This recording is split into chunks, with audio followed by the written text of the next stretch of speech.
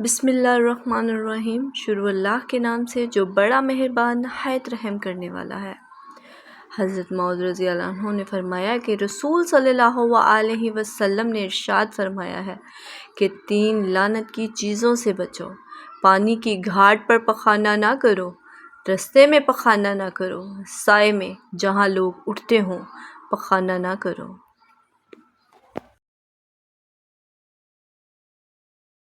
حضرت عمر بن شعیب اپنے باپ اور دادا کے واسطے سے روایت کرتے ہیں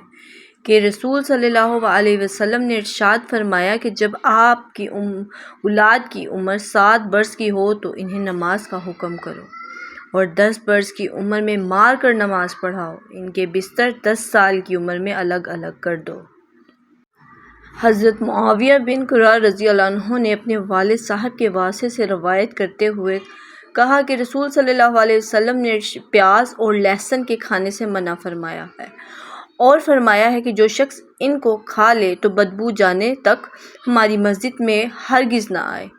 اور پھر فرمایا کہ اگر کھانا ہی ہے تو پکا کر پہلے ان کی بدبو کو ختم کر دو۔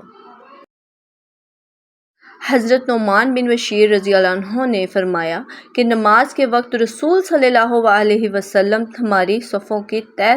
کی طرح سیدھا کیا کرتے تھے، حتیٰ کہ جب آپ نے سمجھ لیا کہ ہم آپ سے صفیں درست کرنا سیکھ گئے ہیں تو یہ کام چھوڑ دیا۔ پھر ایک روز آپ صلی اللہ علیہ وسلم تشریف لائے اور نماز پڑھنے کے لیے کھڑے ہو گئے۔ تکبیر کہنے کو ہی تھے کہ ایک شخص کا دیکھا کہ جس کا سینہ صف سے نکلا ہوا تھا۔ اس پر آپ نے ارشاد فرمایا، اللہ کے بندے صف ضرور سیدھی کر لیا کرو ورنہ خدا تمہارے چہروں میں، اور بعض روایات میں ہے کہ آگے پیچھے کھڑے نہ ہوا کرو ورنہ تمہارے دلوں میں پھوٹ پڑ جائے گی۔ حضرت ابن عباس رضی اللہ عنہ فرماتے ہیں کہ رسول صلی اللہ علیہ وسلم نے فرمایا کہ تم میں جو اچھے ہیں وہ اذان دیا کریں اور جو قرآن پڑھنا خوب جانتے ہیں وہ امام بن کر کریں۔ حضرت ابو مسعود رضی اللہ عنہ نے روایت کی ہے کہ رسول صلی اللہ علیہ وسلم نے ارشاد فرمایا کہ کوئی ایسی جگہ امام نہ بنے جہاں کوئی دوسرا شخص با اثر ہو، اور کوئی شخص دوسرے شخص کے گھر میں اس کے بیٹھنے کی جگہ، کرسی، مصلی وغیرہ پر اس کی بلا اجازت نہ بیٹھے۔ حضرت ابو مسعود رضی اللہ عنہ نے فرمایا کہ رسول صلی اللہ علیہ وسلم نے ارشاد فرمایا ہے کہ بے شک تم میں سے بعض امام لمبی نمازیں پڑھ کر مقتدیوں کی نماز سے نفرت دلانے والے بن جاتے ہیں۔ جو شخص لوگوں کو نماز پڑھائے مختصر پڑھائے، کیونکہ ان میں بیمار بھی ہوتے ہیں اور بوڑھے بھی اور کام کاج کرنے والے بھی۔ حضرت امام رضی اللہ عنہ نے فرمایا ہے کہ رسول صلی اللہ علیہ وسلم نے فرمایا کہ تہجد کی نماز تمہارے پروردگار کے نزدیکی کا سبب ہے اور گناہوں کا کفارہ اور گناہوں سے روکنے والی بھی ہے۔ حضرت جابر رضی اللہ عنہ نے فرمایا کہ رسول اللہ صلی اللہ علیہ وسلم نے ارشاد فرمایا کہ جب تم میں سے کوئی شخص اپنی مسجد میں نماز پڑھے، اپنے گھر کے لیے بھی نماز کا کچھ حصہ چھوڑ دے، گھر میں کچھ نہ کچھ نماز پڑھے، کیونکہ اللہ تعالیٰ نے نماز کی وجہ سے اس کے گھر میں بہتری فرمائے گا۔ حضرت شداد بن اویس رضی اللہ عنہ نے فرمایا کہ رسول اللہ صلی اللہ علیہ وسلم نے ارشاد فرمایا، بے شک اللہ تبارک تعالیٰ نے ہر کام کی عمودگی سے کرنا بہتر قرار دیا ہے۔ جب تم اسلامی قانون کے ماتحت کسی کو قتل کرو تو خوش اسلوبی سے کرو، اور جب ذبح کرو تو ذبح کرتے وقت چھری سے خوب تیز کر لو، اس سے جانور کو زیادہ تکلیف نہیں ہوگی۔ حضرت معاذ بن جبیر رضی اللہ عنہ نے روایت فرمایا کہ مجھے رسول صلی اللہ علیہ وسلم یمن کا حاکم بنا کر بھیجنے لگے تو میں نے عرض کیا، یا رسول اللہ مجھے وصیت فرما جس پر عمل کروں۔ آپ صلی اللہ علیہ وسلم نے فرمایا، اپنے دین کے اعمال کے خلاص برتنا، ایسا کرنے سے تجھے تھوڑا عمل بھی کافی ہوگا۔ صرف اللہ کے لیے عمل کا خلاص کرتے ہیں، اور جس عمل کو خلاص کی صفت پر کیا جائے گا آخرت میں وہی مفید اور کار آمد ہوگا۔ جو عمل اور اللہ کی یہاں اس کی قیمت نہ ہوگی، وہ بظاہر وہ عمل کتنا ہی اونچا اور عمودہ کیوں نہ ہو۔ لہٰذا اگر کسی سے رات بھر نمازوں میں پڑھے،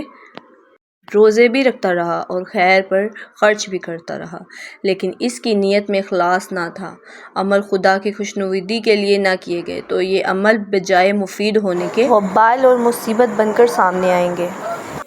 حضرت عبداللہ بن مسعود رضی اللہ عنہ نے بیان فرمایا کہ ایک مرتبہ نبی پاک صلی اللہ علیہ وسلم نے اپنے صحابہ سے فرمایا کہ تم لوگ اللہ سے شرماؤ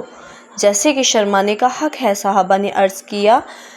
اللہ تعالیٰ سے شرمایا کرتے ہیں اور ان پر اللہ کا شکر ادا کرتے ہیں۔ آپ نے فرمایا، نہیں کہ زبان سے کہہ دو کہ ہم شرماتے ہیں، بلکہ جو شخص اللہ سے شرمائے جیسے کہ شرمانے کا حق ہے تو وہ اپنے سر اور ان تمام چیزوں کی حفاظت کرے جس پر سر شامل ہے، یعنی سر، دماغ، ناک، کان، آنکھ، زبان بجائے وہ جو پیٹ میں چیزیں شامل ہیں ان کی حفاظت کرے، یعنی پیٹ میں حرام نہ جانے دے۔ پیٹ کے ساتھ جو شرم کی چیزیں لگی ہوئی ہیں ان کو گناہوں سے محفوظ رکھے، اس طرح ہاتھ اور پاؤں کو بھی گناہوں سے بچائے، اور دل کی حفاظت کرے، گناہ سوچ بچا میں نہ کرے۔ پیٹ ان سب اعضاء پر مشتمل ہے جو موت کو اور قبر کے جسم میں ریزہ ریزہ ہو جانے کو یاد کرے۔ جو شخص آخرت کا ارادہ کرے دنیا کی زینت کو چھوڑ دے، بس جو شخص ایسا کرے گا وہ اللہ تعالیٰ سے شرمایا جیسے کہ شرمانے کا حق ہے۔ حضرت ابو سعید رضی اللہ عنہ روایت فرماتے ہیں کہ نبی پاک صلی اللہ علیہ وسلم نے ارشاد فرمایا کہ اللہ کا ذکر اتنی کثرت سے کرو کہ تم کو لوگ دیوانہ کہنے لگے۔ دوسری روایت میں ہے، جس کو حضرت ابن عباس بھی یہ روایت فرماتے ہیں کہ اللہ تعالیٰ کو اس قدر یاد کرو کہ منافق لوگ تم کو ریاکار کہنے لگے۔ اس حدیث شریف میں معلوم ہوا کہ ریاکار خود اپنی نیت کے متعلق ہے۔ ریاکار کہنے یا دوسروں کے علم میں نیکوکار ظاہر ہو جائے تو وہ ریاکار نہیں کہلاتا۔ حضرت ام النساء رضی اللہ عنہ سے روایت ہے کہ رسول صلی اللہ علیہ وسلم نے عرض کیا کہ یا رسول اللہ